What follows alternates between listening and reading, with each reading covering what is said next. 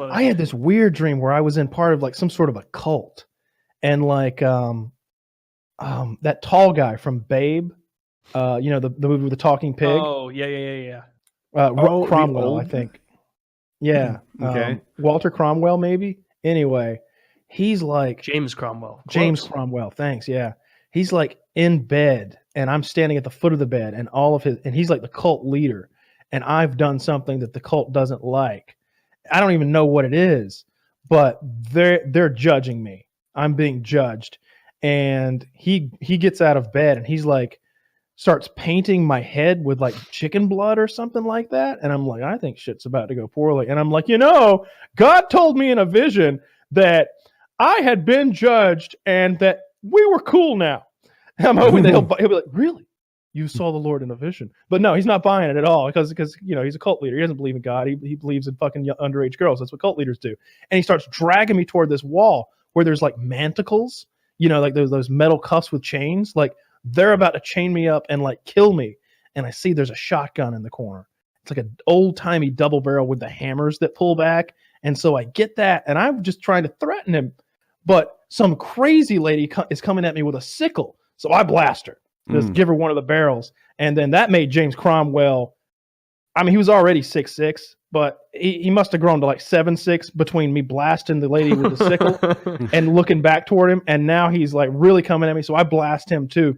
And I run for the door. And this has upset a whole mess of cult members. You're out of barrels. I'm also out of barrels. I think it's funny that your dreams are realistic with ammunition. Either the gun doesn't work at all, or it works exactly like it's supposed to. It's one or the other. There are no magical guns. There's no magical guns. So I run toward the door, and there's an umbrella stand full of guns, and I'm like, well, thank you very much. I get one of those magic guns that doesn't work very well, though. And every time I cock the lever, sausages are coming out the top. Like little red wieners are popping out. And I'm like, well, maybe I'll shoot a wiener at them. And I close it, and it just gets all mushed up in the mechanism because it's a fucking wiener, not a bullet. And I've really overplayed my wiener gun card. Like when I saw like 3 or 4 cult members coming, I was like, I'm here, boys. Quick.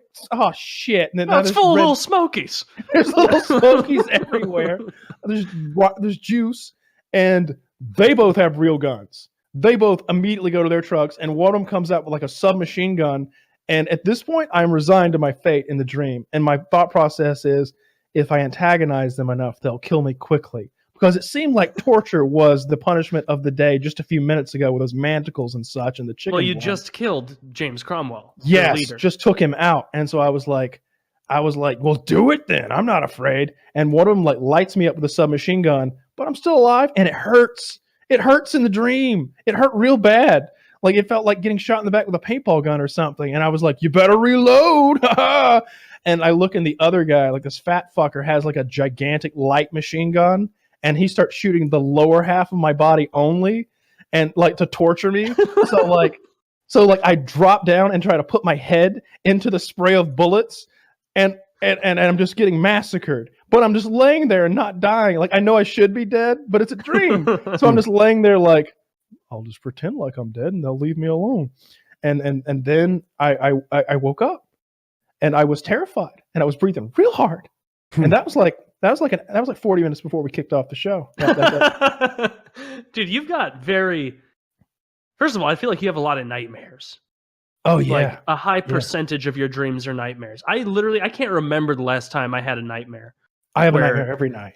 Yeah. Yeah. Man, that sucks. Yeah. Yeah. Oh, something freaky happened to me the other day. It was like, I don't know, maybe like 8 a.m. or something a week and a half ago, and we were waking up on the weekend, my girlfriend and I had woken up first, and I like got up, like got a drink of water and laid back down, and like tried to get that like extra 40 minutes of sleep when you're still tired in the morning. And she was still totally conked out, and she sat up in like that creepy way that people like still dreaming do. Yeah. And she goes, Taylor, you're covered in blood. Oh, God. You're covered in blood. And then she laid back down, and fell asleep. And I was like, what? So And I woke her up later and was like, do you remember waking up and telling me I was covered in blood? And so where's she like, staying now? No, she's in the basement, manacled to the wall. Yeah, but she's like, yeah, I just woke up and I looked over and I saw you and you were just covered in blood and blood was spurting out of your chest. And I was like, wow. And so you just went back to bed? Like, you saw that and then you just went back to bed? You didn't even try to like help me? She's like, I don't know. I was just trying to go back to bed. But so now I know if I am ever bleeding to death in the middle of the night, she's not going to fucking wake up. No, you better apply your own sutures. I should. Yeah, I have very vivid dreams, and I remember them pretty accurately almost all the time. And there'll be long narratives. And I've always wondered what the time dilation like is the real time elapse versus the dream. I've always wondered that too. Yeah, I don't know if it's 1-to-1 or if dream time is condensed. Like if I'm experiencing an hour in my dream and 5 minutes of real world time. I bet there's some sort of like neurologist who could answer that question, maybe by looking at brainwave patterns while you're asleep or something. Probably. They probably a recurring nightmare I had when I was younger. It was like it was the shortest dream, much less nightmare I've ever had, and it would like I'd get it like once every few months. But it just started with me being late for school, and my mom is already outside in the car, in the driveway, not in the garage anymore. Like, Taylor, come on, we're late, we gotta go. And I'm running out there with my backpack and my lunchbox, and I hit the button to close the garage door, and I run to try and dive through the garage door, like you have to do so you don't get the sensor and cause it to reopen. But I trip first, fall, and the garage door comes down and crushes my head and pops it like a grape, and I die. And that's the whole dream. Damn. It's like 30 seconds of Taylor, you're late. And I'm like, oh shit, I'm going to be late. Run out, trip, head crushed. And that's it.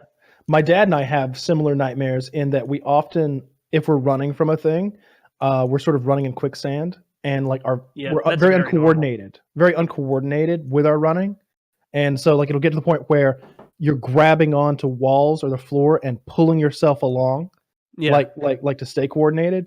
And the other one is if you're dealing with a monster and trying to use a firearm to shoot the monster or the bad guy or whatever it is, the bullets don't work. Like you can't find the right kind of bullet. Oh, really? Like it's like a coffee can full of like 22s, 9mm, 45s, 40s, 357s, and you've got like a 308 hunting rifle, and you're like, fuck, none of these fit this. Yeah. and so you're like putting the 40s in one pocket and the 9s in another, hoping you might stumble upon like one of those guns later on. It's a lot like playing Rust, and now you're just collecting various pieces to the puzzle. And but the guns, the bullets will often turn to mush or chocolate. And that's a thing that actually, it's interesting because that's a dream a lot of people have. It's even displayed once in The Sopranos when Tony Soprano is having this fever dream about killing his football coach, or fantasizing about doing so. He didn't actually kill him in the show. His bullets turn to chocolate, and his coach is like, "See, you're unprepared." And that's what that joke's. That's in many ways what those dreams are sort of expressing. I believe that dreams mean things. It's your subconscious doing a thing for you. It's about your fears of inadequacy or your fears of unpreparedness, stuff like that. Actually, the nightmare I can think of that I have had in the last few years, and this seems like 90% of my nightmares are just this at this point. It is anything happening where I lose all my teeth. Yeah. Like I have those. All my teeth will fall out, and those are the only ones where I'll wake up in the morning and be like, oh. Yeah, you check. It was a dream. Mine. Did I tell you about the one fake fucking teeth? I had one a while back where the cap came off one of my tooth that's had a root canal, and I looked and it was full of maggots. Like the inside of my tooth, and the gum through the hole in the middle of the molar was full of maggots. Have you ever had a dream where it's like so boring that you're surprised by it? Where like I remember when I was much younger, I had a long dream about waiting in line at an amusement park. And I woke up when we were about to get on the ride, and I remember being like, what? No, I gotta force myself to go back to sleep. I was about to be on the ride. Yeah, you never got like on it the was ride. about to be, but you can never get yourself back into the same dream. Ever. I have this issue where sometimes I feel like I didn't do my homework. That I must have school PTSD, where I'm just completely unprepared for the class, and the feeling of dread and the weight of the pressure, it's all so real. Yeah, we all have trauma from our education, but the way the system is set up, it's such a fear. Like I can remember it actually happening, where I get to class, and it's not that I didn't want to do the homework. I forgot it. I forgot there was homework. I didn't write it down in my agenda, and it's like, well, shit. It's this fucking heart dropping out of your chest feeling of just like, oh, this is going to be embarrassing, and I'm going to get a 0. There's nothing worse you can get, obviously, and it's like that scars you. I for was life. a bad student, so it was like the night before I didn't prioritize it, and now I pay the piper, and I still do, apparently. Yeah, it's so funny you were a bad student. Because like it just doesn't click with me at all. Like knowing you, the entire time I've known you, I never would have pegged you as a bad student unless you had let off with those stories.